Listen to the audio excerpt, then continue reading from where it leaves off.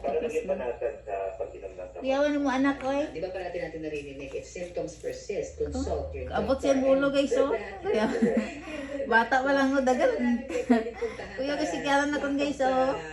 Kung di sige nga ni oh. Ay naku anak. Magkatawa, maguna-huna eh. Kuyawan mo anak ko eh. Tapos yung ulo oh. Yung alam sa wakoy. Ha? Eh, di ba tapos yung ulo.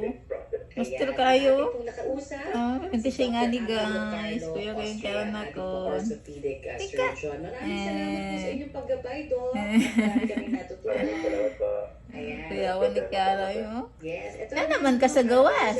Wala naman ka sa akong tiyan. Topic kanina, low back pain. Eh, pagdating mo sa sobrang sakit, di ba, ng ating katawan, dapat talagang uminom tayo ng gamot. Kuyawan. At bukod syempre sa magaling, Kuya dapat kayo ka? careful din. Ay. Kuya kayo ka. Mag-split ka sunod anak ha. Magbig na ka ha. Mag-split ka.